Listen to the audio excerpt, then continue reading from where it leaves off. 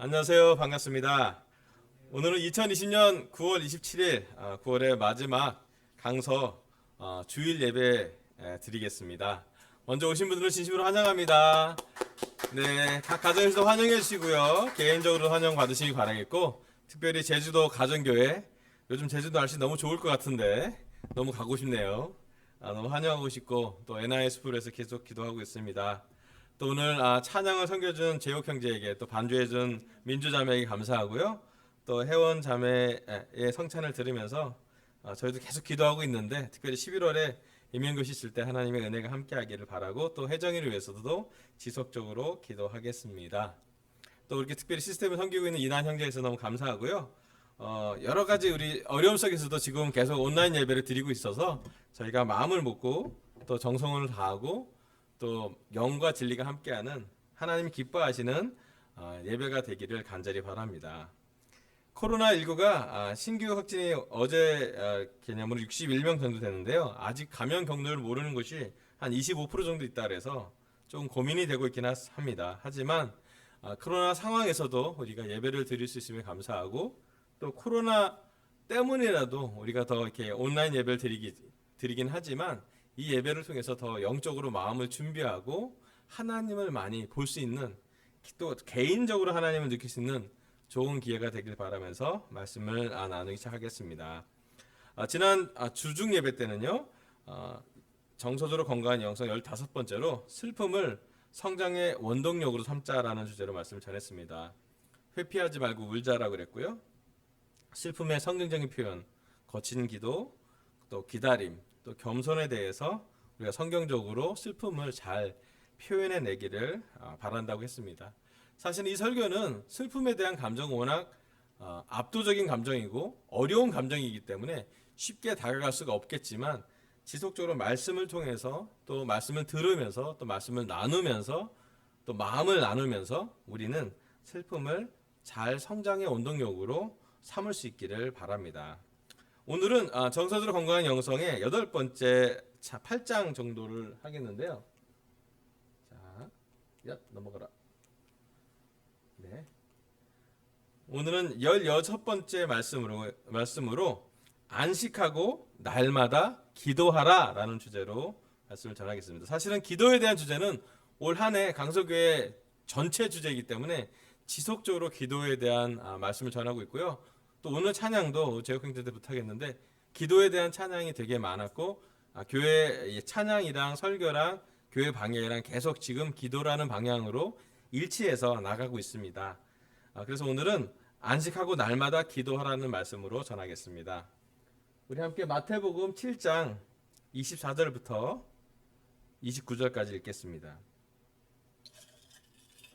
마태복음 7장 24절 제가 읽겠습니다.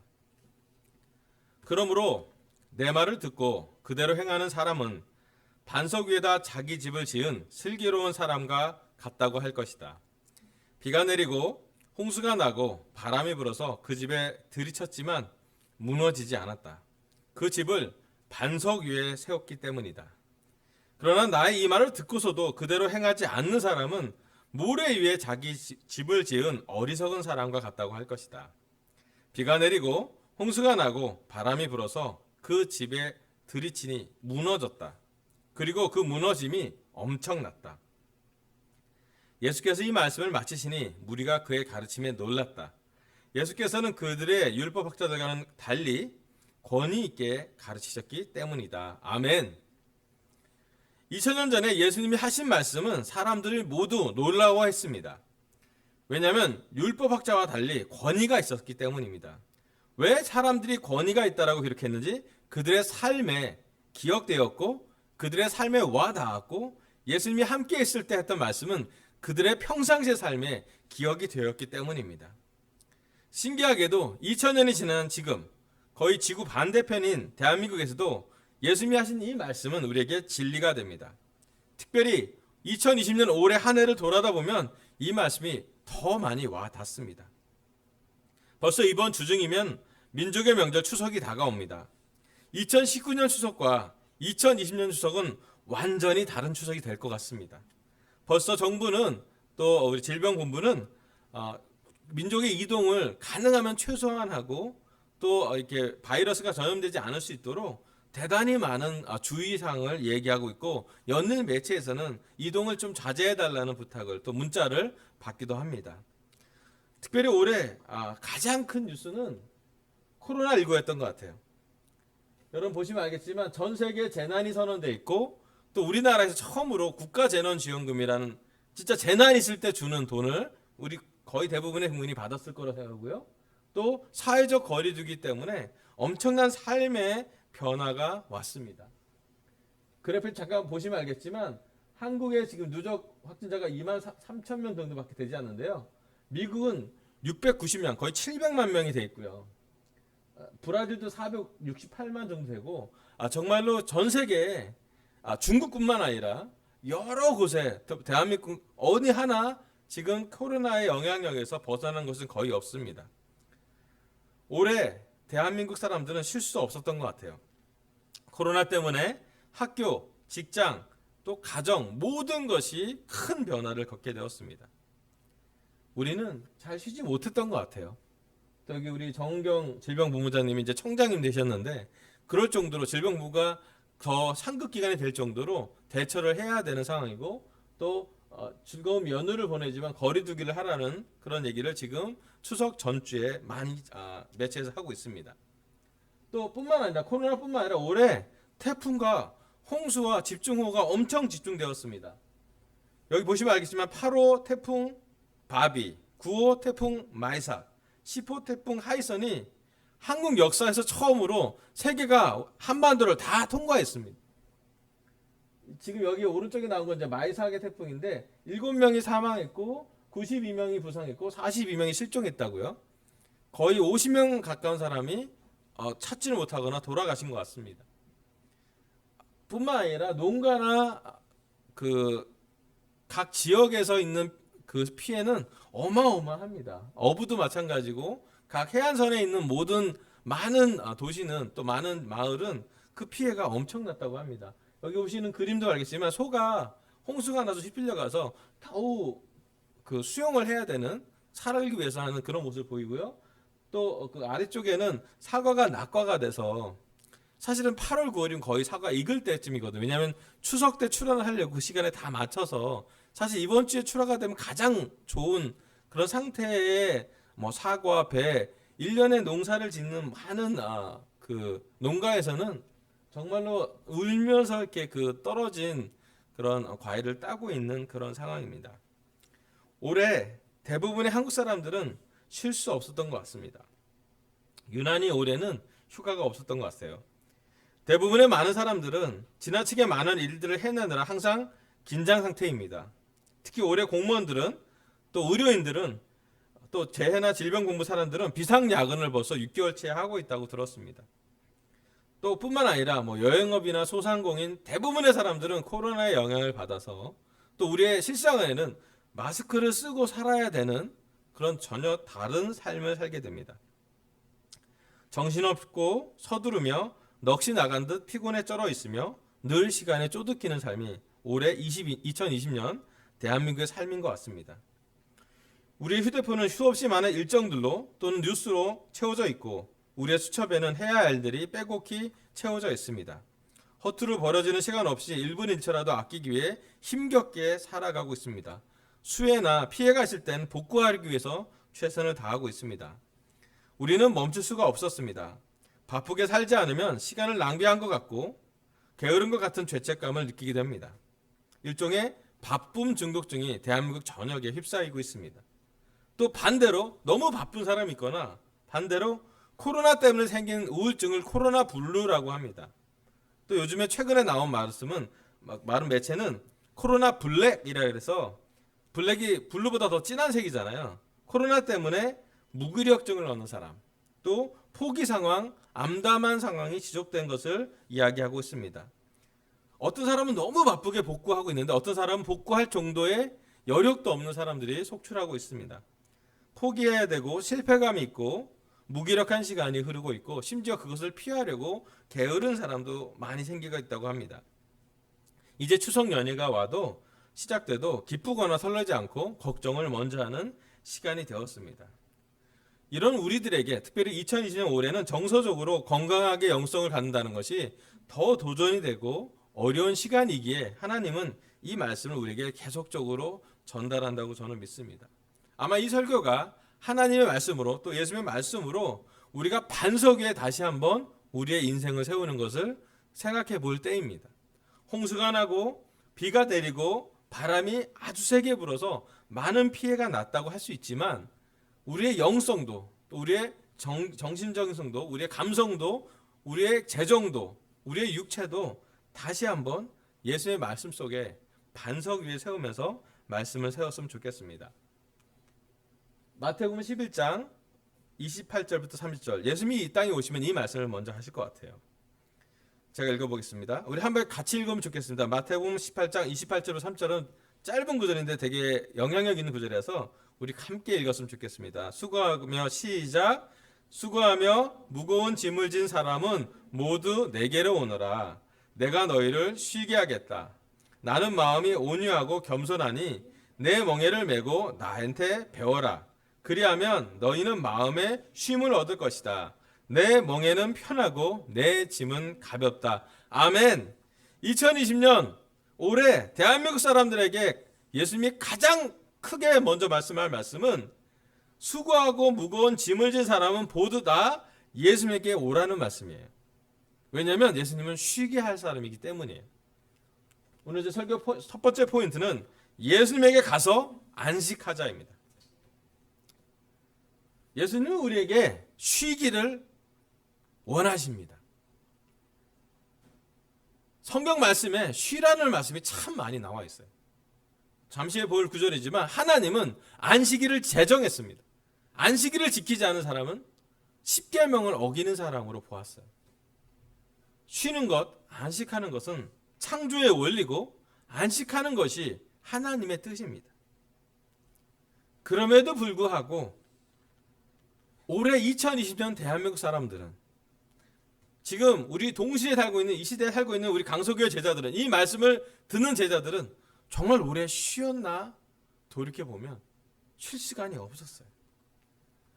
너무 아이러니하게도 삶이 너무 힘들기 때문에 우리는 바쁠 때가 많거나 무기력할 때가 많았지 안식하는 거, 쉬는 것은 좀 드물지 않나 생각이 들었습니다. 우리 중에 잘 쉬는 사람은 많지 않습니다. 우리가 잘 쉬면 회복될 거고요. 잘 쉬면 기뻐질 거고요. 잘 쉬면 선순환을 할 거예요. 더 열심히 일할 수 있는 동기가 생길 겁니다.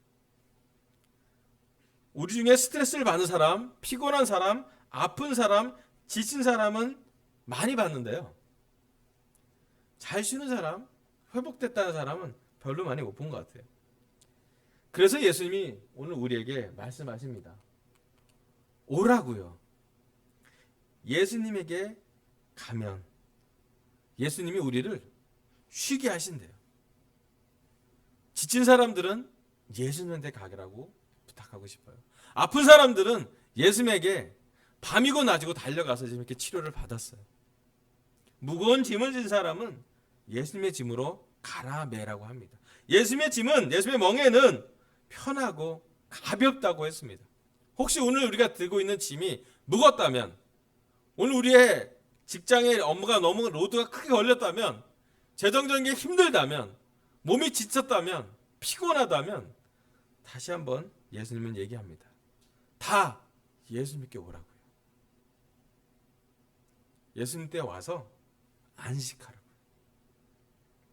우리는 참 이 말씀을 듣고도 우리 실생활에 적응하기 어려운 시대에 왔습니다. 주일날 예배 드릴 때는 안식을 듣겠지만 사실은 주중에 우리 삶은 어떻습니까? 아침에 하나님의 말씀을 묵상하고 바쁘게 기도하고 출근을 합니다. 마스크를 쓰고 출근하면서 정말 숨가쁘게 하루를 시작합니다. 많은 사람들, 하지만 거리를 두라고 하던데 걸을 수 없는 현실에 우리는 살고 있습니다. 2시간도 채 못 되어서 매일의 삶과 일과 속에서 우리는 우리 삶의 역사하시는 예수님을 쉽게 잊어버립니다. 업무에 집중해야 되고 공부에 집중해야 되고 생활에 집중하기 바쁩니다. 점심때쯤에 우리는 거리 두기를 하면서 식사를 합니다. 벌써 몸과 마음이 피곤하고 피곤한 만큼 짜증과 불만이 몰려옵니다. 왜 이 시대에 태어났는지, 왜 이런 상황이 우리 삶에 들어오는지, 나는 왜 이 직장에서 난 지금 무엇을 하고 있는지 고민하게 됩니다. 그러던 와중에 우리는 쉽게 예수님을 잊어버립니다. 늦은 오후쯤 되면 예수님이 우리와 함께 동행하시면 우리가 잘 의식해서 잊어버리기가 쉽습니다. 퇴근 후 또는 일과를 마치고 집으로 돌아가는 길은 다시 한번 몸과 마음이 지치는, 그래서 별로 집에서 나눌 수 있는 에너지가 없는 그런 삶을 살게 됩니다. 저녁밥을 먹고 조금 편한 시간이 왔을 때 그 시간에 하나님과 좋은 시간을 보낼 사람도 있겠지만, 어떤 사람들은 그냥 TV를 보고 피곤하니까 예능을 봐야죠. 유튜브를 우리가 원하는 관심사가 있는 걸 보고 잠이 듭니다. 이렇게 지속적으로 일상이 되다 보면 어쩌면 우리 삶에는 사탄과 세상이 주는 유혹과 걱정과 염려와 부담과 짐 속에서 잘 쉬지 못합니다. 쉰다라는 개념보다는 그냥 피곤에 쩌들어서 잠깐 잠든 정도가 우리의 삶이 될 것 같습니다. 하나님은 구약 때부터 우리 사람들에게 꼭 지켰으면 하는 계명이 있습니다. 그것이 바로 십계명이라고 하는데요. 출애굽기 20장 8절부터 11절 이렇게 써 있습니다. 안식일을 기억하여 그날을 거룩하게 지켜라. 너는 엿새 동안 모든 일을 힘써 하여라. 그러나 일의 날은 주 너의 하나님의 안식일이니 너희는 어떤 일도 해서는 안 된다. 너희나 너희의 아들들이나 딸이나 너희의 남종이나 여종만이 아니라 너희의 집짐승이나 너희의 집에 머무르는 나그네라도 일을 해서는 안 된다. 내가 엿새 동안 하늘과 땅과 바다와 그 안에 있는 모든 것들을 만들고 일의 날에는 쉬었기 때문이다. 그러므로 나 주가 안식일을 복주고 그 날을 거룩하게 하였다. 아멘. 하나님은 우리를 창조하시고 안식일을 주셨습니다. 우리는 일한 다음에 쉬도록 창조되었습니다. 일하고 쉬지 않으면 병이 생기는 것이 창조의 원리입니다. 피곤하고 찌든 일상 속에서 잘 쉬기 바라는 것은 우리 부모님이 우리 아이들을 볼 때 그 마음입니다. 집에 오면 잘 먹고 잘 쉬는 것을 부모들은 아이들이 그렇게 원해요. 하나님과 예수님은 우리의 어머님, 아버님, 부모님처럼 마음을 갖고 계십니다. 하나님은 하나님의 가족이, 하나님의 자녀들이 아버지로 볼 때 잘 쉬기를 바랍니다. 너무 잘 쉬지 않기 때문에 사실은 안식일이 제정된 것일 수도 있어요. 건강하고 화목한 가정은 쉴 수 있는 가정입니다. 여러분, 우리 가정에서 쉬지 못하면 우리는 쉴 곳이 없지 않습니까? 특별히 올해 코로나 환경에서 어디 멀리 가지도 못하고 쉴 만한 곳에 가지 못합니다. 하지만 우리 가정이야말로 우리 집에서만이라도 잘 쉬기를 바라요. 먹기도 하고 쉬기도 하고 영적으로 충전이 되는 시간이 필요합니다. 하나님과 예수님이 정의 내리는 시간은, 휴식은 안식이라고 표현됩니다. 안식이라는 말 자체가 세상과 분리되다는, 사베트라는 언어가 있습니다. 세상과 분리돼서 안전한 곳, 회복될 수 있는 곳, 하나님을 만나는 것을 어떤 것인지 어떤 시간인지 한번 생각해 보시길 부탁합니다. 특별히 결혼부, 오늘 우리 집 가정은 쉴 만한 곳인가? 남편이 직장에서 일을 하고 왔을 때 쉴 만한 곳인가? 맞벌이 아내가 직장에서 일을 하고도 집에 와서도 아이들을 돌보면서 밥을 차려야 되는데 정말 쉴 수 있는 시간이 있는가? 가정주부는 하루 3끼를, 애들은 학교를 못 가기 때문에 집에서 다 해야 되는데 벌써 8개월간을, 오랜 기간을 집에서 가사노동을 하면, 가사노동을 하고 난 다음에 그 쉬는 시간은 언제 있는지. 하나님과 예수님은 우리가 열심히 일한 만큼 충분히 쉬기를 원하십니다. 잘 쉬어야 또 열심히 일할 수 있죠. 그게 선순환이고, 안식의 효과는 안식을 할 때, 하나님 창조주를 기억할 때 우리는 선순환의 고리에 들어가게 됩니다. 여러분 싱글 다니는 직장인들한테 말씀드리고 있습니다. 직장 다니는 싱글도 잘 쉬어야 합니다. 직장과 가정 때로는 모두 어디 가도 잘 못 쉴 때가 있어요. 하지만 우리 스스로가 쉴 시간과 쉴 공간을 찾아다니며 잘 안식해야 합니다. 캠퍼스에게 말씀드리고 싶습니다. 요즘 우리 캠퍼스가 비대면 동영상 수업을 하고 있고 학교를 가서 할 수도 있고 가지 못할 때도 있는데요.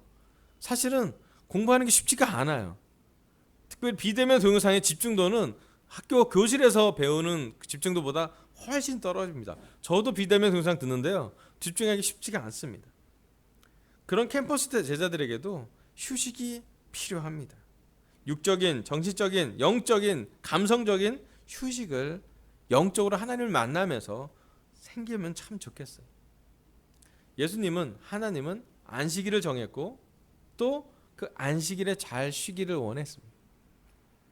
또 궁극적으로 보면 하나님의 안식일을 정해놓은 목적과는 상관없이 율법학자들이 안식일에 하지 말아야 할 걸 너무 많이 해놔서 예수님이 오셔서 안식일의 주인이 예수님이라고 선언을 하십니다.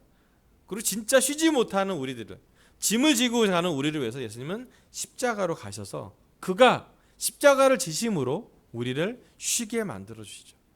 그가 그의 어깨에 모든 죄가 놓여져 있으므로 우리는 죄를 짓고 나서도 성찬을 했지만 용서를 받습니다. 우리의 많은 근심은 예수님은 하루에 내일 일은 걱정하지 말고 오늘 하루에 그치라고 했어요. 그리고 예수님은 그의 쉬는 시간은 새벽이나 밤늦게 하나님과 보냈던 기도 시간이었던 것 같아요. 여러분 우리 예수님한테 가서 좀 잘 쉬고 오길 바라요.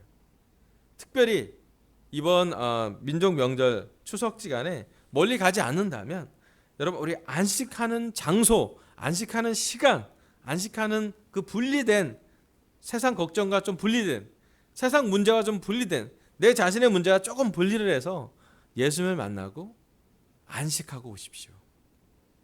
여러분 그것이 하나님이 바라시는 뜻입니다.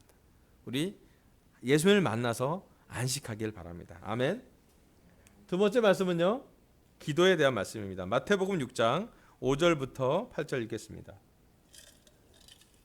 제가 읽겠습니다. 마태복음 6장 5절입니다. 너희는 기도할 때에 위선자들처럼 하지 말아라. 그들은 사람들에게 보이려고 회당과 큰 길 모퉁이에 서서 기도하기를 좋아한다. 내가 진정으로 너에게 말한다. 그들은 자기네 상을 이미 다 받았다. 너희는 기도할 때 골방에 들어가 문을 닫고서 숨어 계시는 내 하나님께 기도하여라. 그리하면 숨어서 보시는 너희 아버지께서 너에게 갚아주실 것이다. 너희는 기도할 때 이방 사람들처럼 빈말을 되풀이하지 말아라. 그들은 말을 많이 하여야만 들어주는 줄로 생각한다. 그러므로 그들을 본받지 말아라. 하나님 너희 아버지께서는 너희가 구하기 전에 너희에게 필요한 것이 무엇인지를 알고 계신다. 아멘. 예수님은 우리에게 골방에 들어가서 문을 닫아서 기도하라고 하십니다. 골방이라는 곳은 어쩌면 분산되지도 않고 잡음이 없는 분리된 공간을 말하기도 합니다. 오늘 제 설교 두 번째 포인트는요. 날마다 기도합시다.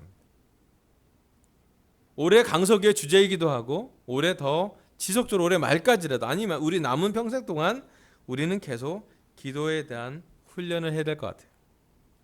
성경의 믿음의 영웅들은 어떻게 믿음을 지켰고 어떻게 믿음을 성장시켰냐면 그들 삶에 한 가지 중요한 습관이 있었는데 그것은 그들은 날마다 기도하는 습관이 있었다는 것이에요.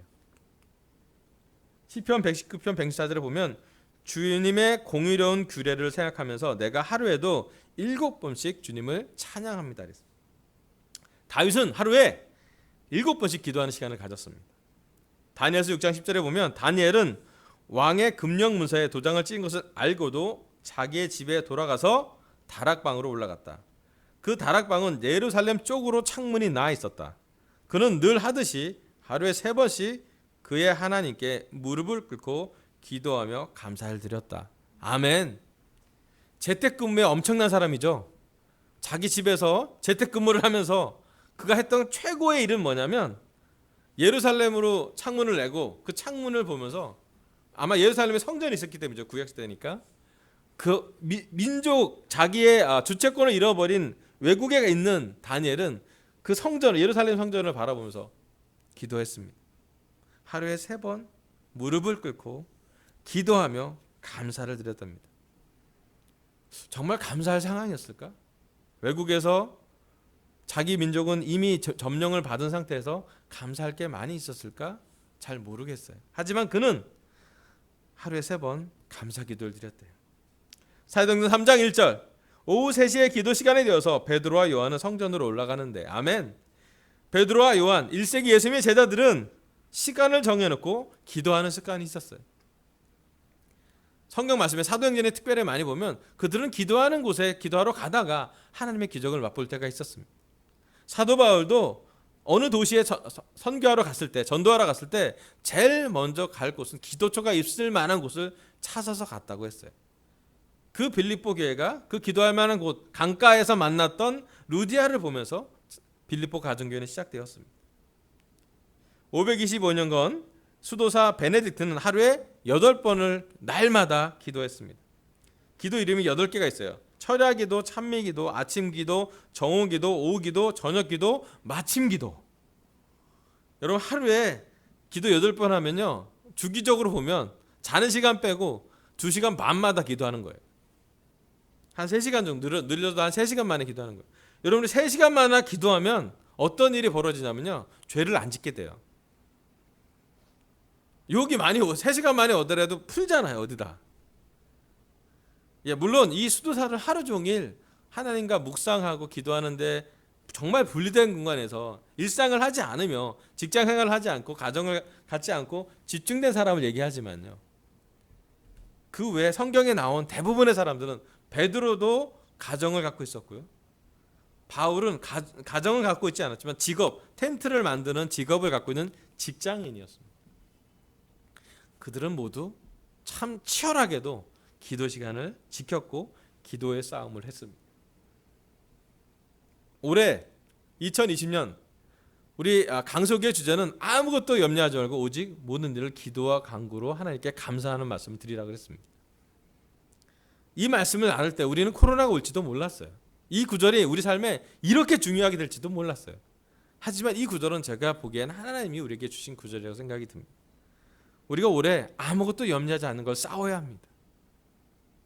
염려하지 않고 걱정하지 않으려면 기도하는 수밖에 없습니다.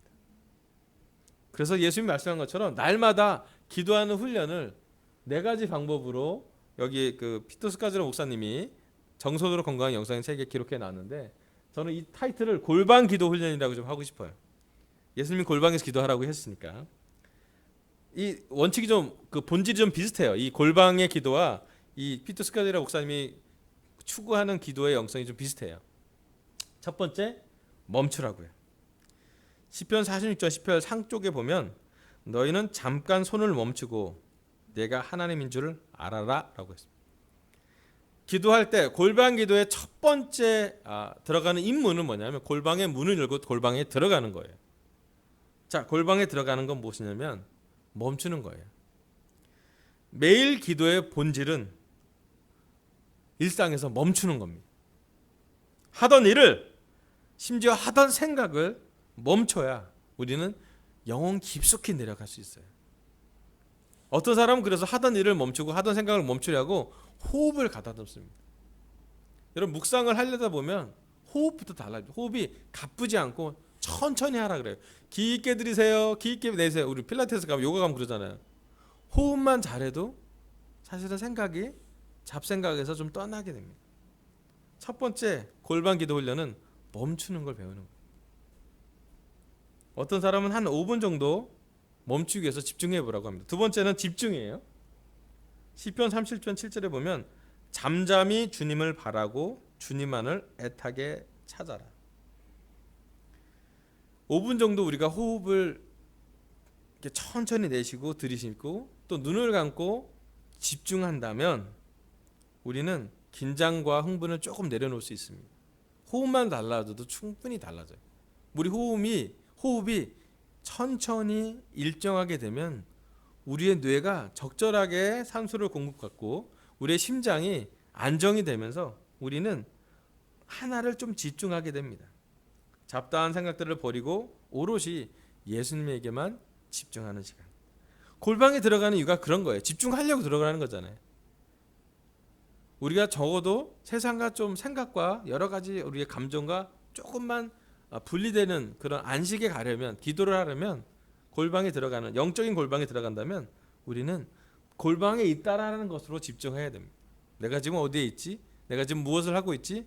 내가 지금 하나님을 만나는 기도를 하려고 하는구나 라고 우리를 호흡부터 가다들으면 좋겠어요. 세 번째는 침묵입니다.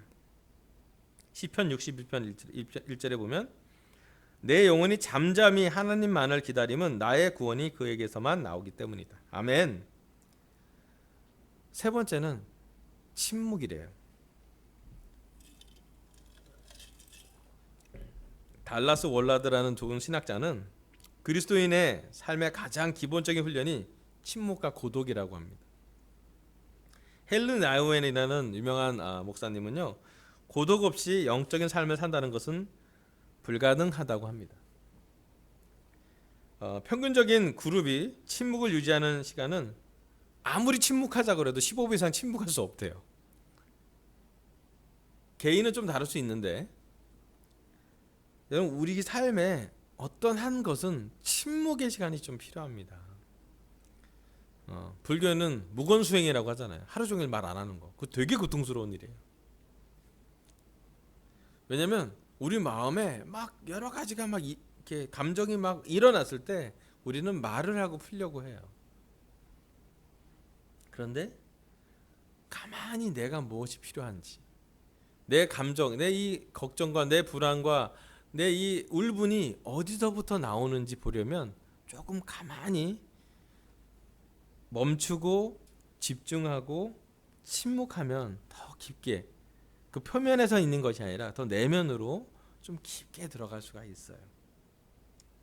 제가 어제도 설교 준비를 다 마치고 새벽에 이렇게 옥상에 가서 기도를 하는데 처음에는 정말로 가만히 들어보니까 그 목통에 우리 좀 독특한데 귀뚜라미 소리가 들려요. 다행이었어요. 그 차 소리보다 어떤 그 잡음보다 귀뚜라미 소리가 막 나는 게 보기 좋았어요. 그리고 하늘을 봤는데 그 제가 이렇게 이런 그 LED 등만 있다가 보통 그 TV 매체 이런 등만 보다가 모니터 등만 보다가 옥상에 가면 제 눈이 이렇게 갑자기 별이 보이지 않아요. 가만히 멈추고 가만히 집중해서 이렇게 하늘을 보면, 기도 처음 시작할 때는 하늘이 별이 잘 안 보이는데 기도 중반쯤 되면 이제 별이 선명하게 보여요. 제 눈이 바뀌는 거겠죠. 우리 삶에 영적으로 뭔가 하나 집중하고 침묵해 보는 거 되게 중요한 것 같아요. 훈련이 필요합니다. 사실은 호흡부터 가다듬는 것도 훈련이 필요합니다. 마지막으로 성경을 읽으라고요. 시편 27편 4절이요. 주님, 나에게 단 한 가지 소원이 있습니다. 나는 오직 그 하나만 구하겠습니다. 그것은 한평생 주님의 집에 살면서 주님의 자비로우신 모습을 보는 것과 성전에서 주님과 의논하면서 살아가는 것입니다. 아멘.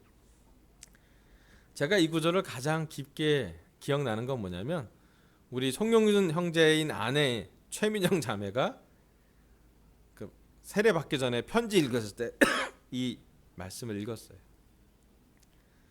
민영 자매 고생 많이 했죠.